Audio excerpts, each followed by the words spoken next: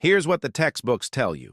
Rome fell in 476 AD when Odoacer deposed the last emperor. Clean date. Simple story. Wrong timeline. The real collapse started 50 years earlier. In 425 AD, Rome looked stable. The legions held the borders. The Senate still met. Taxes still flowed. But four specific systems were already breaking: economics, military, politics, culture. By 430 AD, the denarius had lost 98% of its purchasing power since 200 AD. Germanic mercenaries made up 60% of the Roman army by 440 AD. Between 455 and 476 AD, Rome had 9 emperors in 21 years. 6 were murdered, and by 450 AD, Roman aristocrats were dressing like Goths and speaking Gothic at dinner parties. The collapse took 50 years. Most Romans living through it didn't know they were in the final act. What you're about to see is a direct chronological comparison. Rome's final 50 years, America's last 50 years, same 4 vectors, same sequence, same speed. We're going to walk through this decade by decade, economics first, then military, then political structure, then culture. And at each point, I'm going to show you the American parallel, not metaphor, not analogy, direct structural comparison. By the end, you'll see why historians who study late antiquity get very quiet when you ask them about the present, because the pattern isn't similar, it's identical. Stay with me, this gets specific. Let's start with money. In 430 AD, a Roman soldier's annual salary could buy 200 loaves of bread. By 450 AD, that same salary bought 120 loaves. By 470 AD, it bought 12. The denarius started as 95% silver under Augustus in 27 BC. By 250 AD, it was 5% silver. By 350 AD, the silver was gone entirely. The coin was bronze with silver wash. Merchants stopped accepting it in many provinces by 400 AD. Rome's response? Print more coins, debase faster, tax harder. In 444 AD, Emperor Valentinian III issued an edict. All taxes must be paid in gold solidi, not debased currency. Translation: the government knew its own money was worthless. It demanded payment in the only currency that still held value: gold. Here's where it gets interesting. The Roman state couldn't fund itself through normal taxation anymore. So it did 3 things. It debased the currency to pay immediate bills. It borrowed from wealthy families at interest rates hitting 12% annually by 450 AD, and it sold state assets, land, mines, monopolies, to raise quick cash. Does this sound familiar yet? August 15, 1971. President Nixon closes the gold window. The dollar, backed by gold since 1792, becomes fiat currency. Printing is now unlimited. For 50 years, this works because the world agrees to pretend. Between 1971 and 2000, the dollar loses 80% of its purchasing power. Between 2000 and 2020, it loses another 40% against real assets. Between 2020 and 2024, inflation hits levels not seen since the 1970s. A house that cost $25,000 in 1971 costs $450,000 in 2024. Same house, different zeros. The Federal Reserve's balance sheet in 2008, $870 billion. In 2020, $4.2 trillion. In 2022, $9 trillion. This is quantitative easing, the modern term for debasement. Rome debased the denarius to pay soldiers and bureaucrats. America expands the money supply to service debt and fund programs. The mechanism is different. The outcome is identical. Currency loses purchasing power. Savers get destroyed. Hard assets inflate. And here's the thing. In both cases, the people managing the system knew it was unsustainable. Roman finance ministers wrote about it. We have their letters. They knew. They did it anyway because stopping meant immediate collapse. In 2019, the repo market seized up. Overnight lending between banks stopped functioning. The Fed had to inject $75 billion per day to keep the system liquid. This didn't make headlines. It should have. It meant the banking system couldn't fund itself for 24 hours without central bank intervention. Rome reached that point around 440 AD. The state couldn't operate without constant emergency measures. Every solution created a new crisis. The compound interest on imperial debt was consuming 40% of annual revenue by 455 AD. When Gaiseric sacked Rome in 455 AD, he didn't just take gold and silver, he took the tax records. Why? Because the records showed who owed what. Debt documentation was more valuable than jewels. The empire ran on debt. So does the modern system. U.S. national debt in 1971, $398 billion. In 2000, $5.6 trillion. In 2020, $27 trillion. In 2024, $34 trillion. Interest payments alone exceed the entire defense budget. Rome couldn't tax its way out. America can't either. Rome couldn't grow its way out. America can't either. Rome couldn't cut spending because that meant losing military capacity. America faces the same choice. The Roman solution was to keep debasing and hope for a miracle. The American solution is to keep printing and hope for a miracle. Both empires told their citizens the same thing. Trust the system. Everything is under control. We've managed crises before. In 450 AD, Roman economic advisors still believed they could stabilize the currency. They had plans, committees, reforms. None of it mattered. The structural damage was already done. You can't undebase a currency. You can't unborrow money.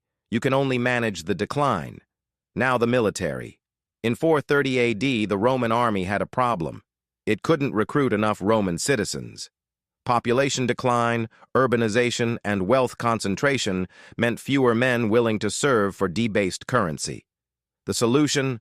Hire barbarians, Visigoths, Ostrogoths, Vandals, Burgundians. By 440 AD, entire legions were Germanic. The officers were Roman, the soldiers were not. Here's what that meant in practice. In 451 AD, Attila the Hun invaded Gaul. The Roman general Aetius assembled an army to stop him. At the Battle of Catalaunian Plains, Aetius commanded 50,000 men. Fewer than 15,000 were Roman citizens. The rest were Visigoth federates under King Theodoric. Rome won that battle. Theodoric died in the fighting. But here's the problem. Rome now depended on allies who had their own interests. Aetius couldn't order the Visigoths to do anything. He had to negotiate. Every battle required diplomacy. 3 years later, in 454 AD, Emperor Valentinian III personally murdered Aetius, stabbed him during a meeting. Why? Because Aetius was too powerful. The general controlled the only functional military force. The emperor felt threatened. A senator told Valentinian, "You have cut off your right hand with your left." 6 months later, in March 455 AD, Valentinian was assassinated by Aetius's former soldiers. The empire lost its best general and its emperor within a year. The military command structure never recovered. Now let's talk about America. In 1973, the draft ends. The U.S. military becomes all volunteer. For 30 years, this works. Then comes Iraq and Afghanistan. By 2007, private military contractors outnumber U.S. troops in Iraq. By 2010, the ratio is 2.1 contractors to soldiers. These aren't logistics staff. These are armed security forces doing combat missions. Blackwater, DynCorp, Triple Canopy. The difference between a Roman federati and a Blackwater contractor? About 1,150 years. The structural relationship is identical. Both are hired forces doing jobs the empire can't recruit citizens to do. Both cost more than regular soldiers. Both have divided loyalties. In August 2021, the U.S. withdraws from Afghanistan. 20 years, $2.3 trillion, 2,400 American deaths. The Taliban retakes the country in 11 days. The Afghan National Army, trained, funded, and equipped by the U.S. for 2 decades, dissolves without fighting. This is the Visigoth problem. You can fund allies. You can train allies. You cannot make them care about your empire's survival. Rome's military decline followed a pattern. First, manpower shortages. Second, reliance on mercenaries. Third, loss of tactical effectiveness. Fourth, strategic overextension. Fifth, inability to respond to multiple threats simultaneously. In 440 AD, Rome was fighting in Britain, Gaul, Spain, Africa, and along the Danube. Every front was undermanned. Every commander was begging for reinforcements. There were no reinforcements. The U.S. in 2024 maintains 750 military bases in 80 countries. It has security commitments to NATO, Japan, South Korea, Taiwan, Israel, and others. The defense budget is $886 billion annually, and military recruitment is at a 40-year low. The Army missed its recruitment goal by 25% in 2023. Here's the parallel. Rome didn't lose military capacity because of weak soldiers. It lost capacity because the system became unsustainable. Too many fronts, too few loyal troops, too much cost, too little revenue. Aetius knew this. He wrote to the Senate in 452 AD warning that the military system was collapsing. He was ignored, then murdered. American defense analysts know this. Rand Corporation published a report in 2020. The U.S. military is not prepared to fight a peer conflict in multiple theaters simultaneously. That's careful language for we're overstretched. The Roman Empire fell because it could no longer defend its borders. Not all at once. Gradually, province by province. Britain in 410 AD, Africa in 439 AD, Spain in 472 AD. Each loss reduced tax revenue. Each reduction meant fewer soldiers. Fewer soldiers meant more losses. The spiral was irreversible by 450 AD. Now the politics. Between 455 and 476 AD, Rome had 9 emperors. Petronius Maximus lasted 75 days before being killed by a mob. Avitus lasted 14 months. Majorian lasted 4 years and was assassinated. Libius Severus was a puppet. Anthemius was murdered. Olybrius lasted 7 months. Glycerius was deposed. Julius Nepos was exiled. Romulus Augustulus was pensioned off. 9 emperors, 21 years. Average reign, 2.3 years. The Senate still met. Laws were still passed. Bureaucrats still collected taxes. But the system had lost legitimacy. Nobody believed in it anymore. Succession was determined by whoever controlled the military at that moment. In 475 AD, the Roman Senate had 600 members. Fewer than 200 attended sessions regularly. The rest stayed on their estates. They knew the center couldn't hold. Let's look at America. Congressional approval rating in 1974, 42%.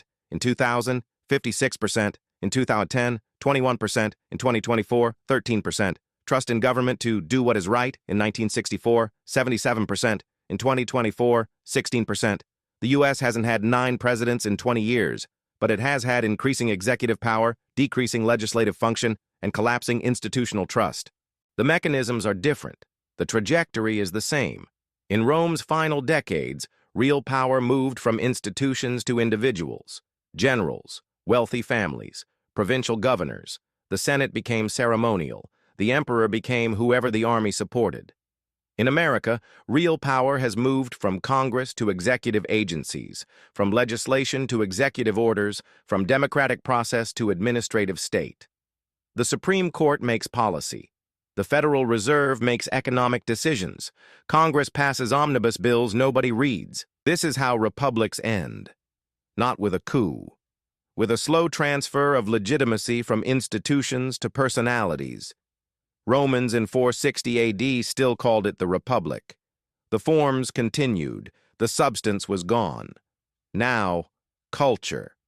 This is the hardest vector to measure and the most important to understand.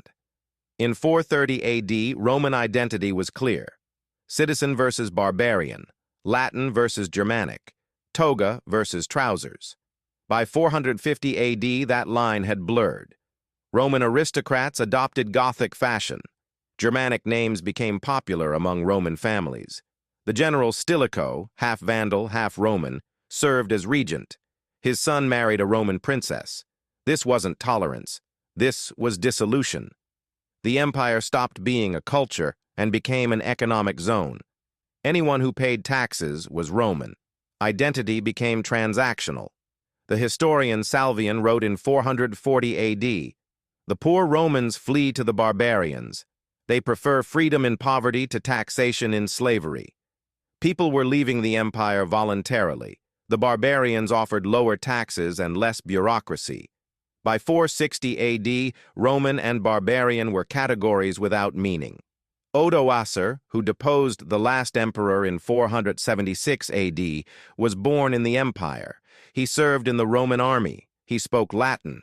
He was culturally Roman, ethnically Germanic, legally a foederati commander. When he took power, he didn't declare a new kingdom. He sent the imperial regalia to Constantinople and governed as King of Italy. He kept the Roman Senate. He kept Roman law. He just removed the emperor. Most Romans didn't notice the difference. Their lives didn't change. The taxes were the same. The language was the same. The only thing that changed was who collected the revenue.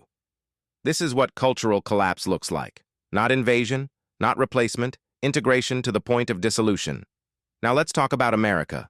In 1970, 89% of Americans identified as white Christian. In 2020, 44%. In 1970, 5% of children were born to unmarried mothers. In 2020, 40%. In 1970, the average American moved 11 times in their lifetime within a 50-mile radius. In 2020, Americans move 11 times across 1,000 miles. These aren't moral judgments. They're measurements of cultural cohesion. Rome worked when Romans shared identity, values, and assumptions. When those dissolved, the empire became a tax system with borders. America worked when Americans shared a national narrative. Melting pot, manifest destiny, American dream. Those narratives are gone, not weakened, gone, replaced by competing tribal identities. In 455 AD, Romans stopped defending Rome. When Geiseric's Vandals sailed up the Tiber, there was no civilian resistance. People hid. They didn't fight. The city that once produced legions couldn't produce a militia.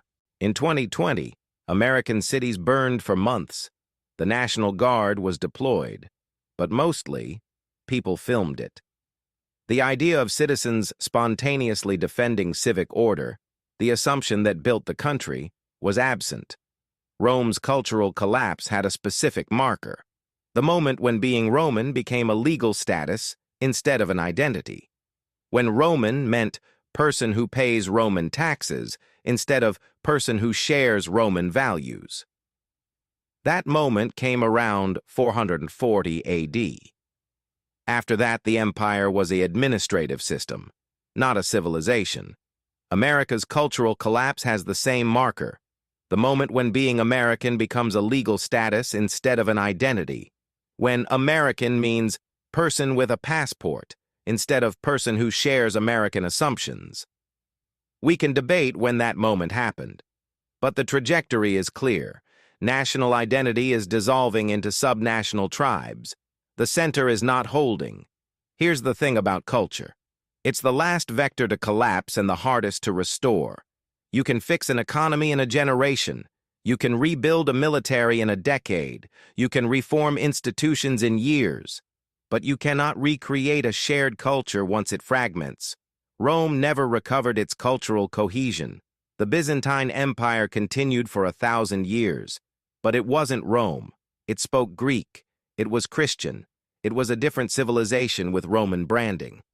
The question for America is whether the same process is happening.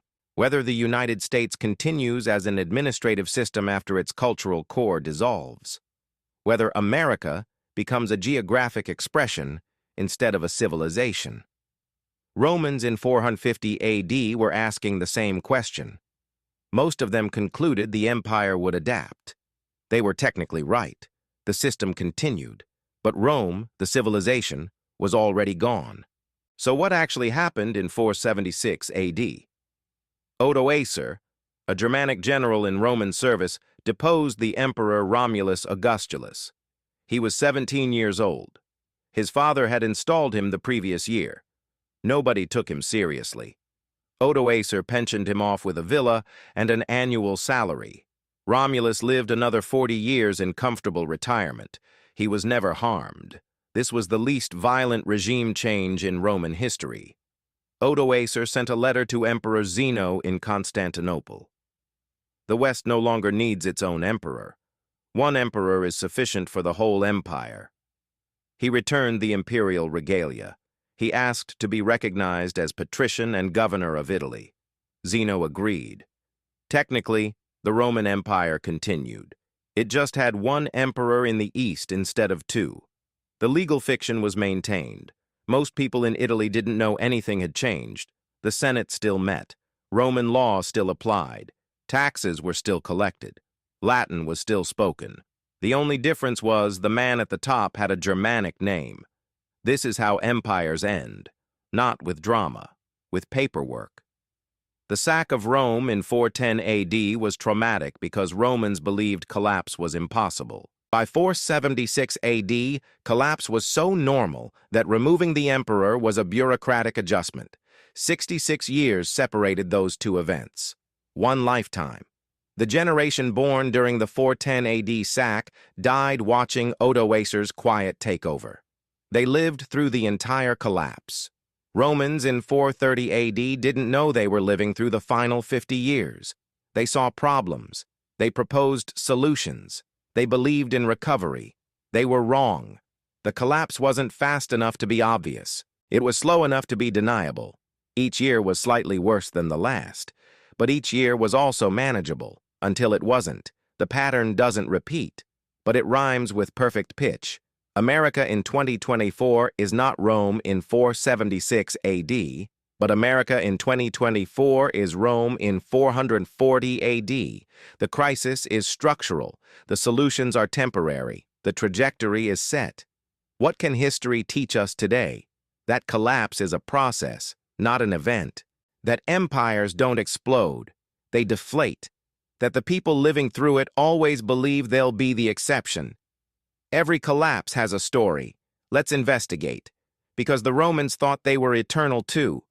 The only question is whether we're aware enough to notice. Next video, we're looking at the Ottoman Empire's final century. Same 4 vectors, different continent, identical pattern. The sick man of Europe died slowly, very slowly, and the great powers spent 90 years arguing about who would inherit the body. See you there.